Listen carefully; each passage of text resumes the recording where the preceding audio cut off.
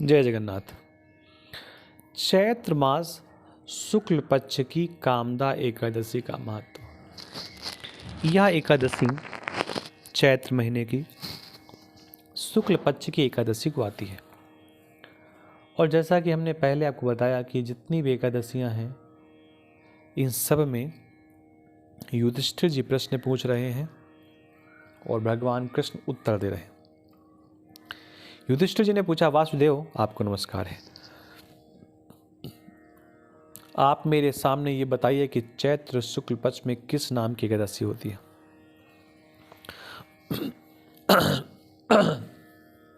भगवान कृष्ण बोले, राजन, एकाग्रचित होकर ये पुरातन कथा सुनो जिसे वशिष्ठ जी ने दिलीप के पूछने पर कहा था।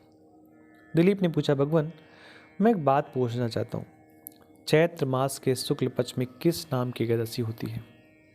वशिष्ठ जी बोले, राजन, चैत्र शुक्ल पक्ष में कामदा नाम की एकादशी होती है। वो परम पुण्यमयी है। पाप रूपी ईंधन के लिए तो दावानल की है। प्राचीन काल की बात है, नागपुर नाम का एक सुंदर नगर था जहाँ सोने के महल बने हुए थे। उस नगर में पुंडरीक आदि महाभयंकर नाग निवास करते थे। पुंडरीक नाम का नाग उन दिनों वहाँ राज्य करता था। गंधर्व, किन्नर और अप्सराएं भी उस नगरी की सेवा करती थीं। वहाँ एक श्रेष्ठ अप्सरा थी जिसका नाम था ललिता। उसके साथ ललित नाम वाला गंधर्व भी था। वे दोनों पति पत्नी के रूप में ही रहते थे। दोनों ही परस्पर काम से पीड़ित रहा करते थे। ललिता के हृदय में सदा पति की ही मूर्ति बसी रहती थी और ललित के हृदय में सुंदरी ललिता का नित्य निवास था। एक दिन की बात है, नागराज पुंडरीक राजसभा में बैठकर मंजन कर रहा था। उस समय ललित का गान हो रहा था, किंतु उसके साथ उसकी प्यारी ललिता नहीं थी। गाते गाते उसे ललिता का स्मरण हो आया, अतः उसके पैरों की गति रुक गई और जीभ लड़खड़ाने लगी। नागों में श्रेष्ठ करकोटक को ललित के मन का संताप ज्ञान हो गया, अतः उसने राजा पुंडरीक को उसके पैरों की गति रुकने एवं गान में तुट होने की बात बता दी। करकोटक की बात सुनकर नागराज पुंडरीक की आंखें क्रोध से लाल हो गईं। उसने गाते हुए कामा तो ललित को श्राप दिया, दुर्बुद्धे, तू मेरे सामने गान करते समय भी पत्नी के वशीभूत हो गया, इसलिए राक्षस हो जा। महाराज पुंडरीक के इतना कहते ही वो गंधर्व राक्षस हो गया। भयंकर मुख, विकराल आंखें, देखने मात्र से भय उपजने वाला रूप, ऐसा राक्षस होकर वो कर्म का फल भोगने लगा। ललिता अपने पति की विकराल आकर देख मन ही मन बहुत चिंतित हुई। भारी दुख से कष्ट पाने लगी। सोचने लगी, क्या करूं, कहाँ जाऊं, मेरे पति पाप से कष्ट पा रहे हैं। वो रोती हुई घने जंगलों में पति के पीछे पीछे घूमने लगी। वन में उसे एक सुंदर आश्रम दिखाई दिया जहाँ एक शांत मुनि बैठे हुए थे।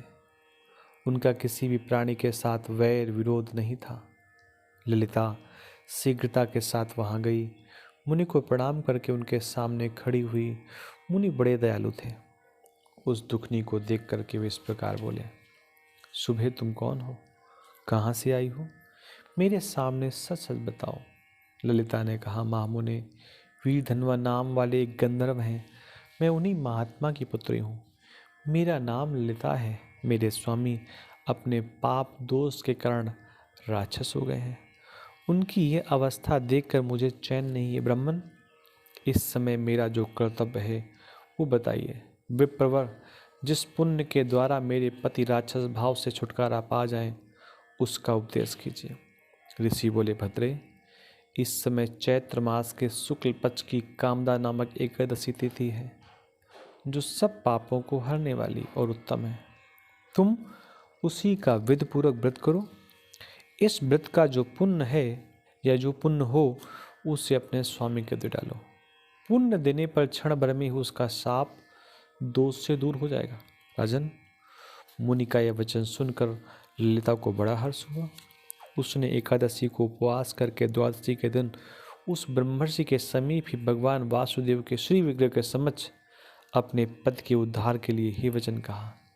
मैंने जो ये कामदा एकादशी का उपवास किया है, उसके पुण्य के प्रभाव से मेरे पति का राक्षस भाव दूर हो जाए। वशिष्ठ जी कहते हैं, ललिता के इतना कहते उसी क्षण ललित का पाप दूर हो गया। उसने दिव्य देह धारण कर लिया, राक्षस भाव चला गया, पुनः गंधर्व की प्राप्ति हुई। नृपश्रेष्ठ वे दोनों पति पत्नी कामदा के प्रभाव से पहले की अपेक्षा अधिक सुंदर रूप धारण करके विमान पर आरूढ़ हो गए, अत्यंत शोभा पाने लगे। ये जानकर इस एकादशी के व्रत का यत्नपूर्वक पालन करना चाहिए। मैंने लोगों के हित के लिए तुम्हारे सामने इस व्रत का वर्णन किया है। कामदा एकादशी ब्रह्म हत्या आदि पापों तथा पिशाचत्व आदि दोषों का भी नाश करने वाली है। राजन, इसके पढ़ने और सुनने से वाजपेय नामक यज्ञ का फल मिलता है। तो किसी के जीवन में अगर पाप बढ़ गए हैं, उसे ऐसा लग रहा है कि हमें किसी ने श्राप दिया है और उस श्राप का परिणाम है कि हमारा जीवन अव्यवस्थित है, तो ऐसे व्यक्ति को भगवान कृष्ण के द्वारा जो युधिष्ठिर को बताया गया कि चैत्र मास की शुक्ल पक्ष की कामदा एकादशी का व्रत करे, जिसके प्रभाव से उसके जीवन के सभी पाप तत्काल नष्ट हो जाते हैं, ऐसा शास्त्र कहता है और भगवान ने भी युधिष्ठिर से कहा। जय श्री जगन्नाथ, जय श्री राम।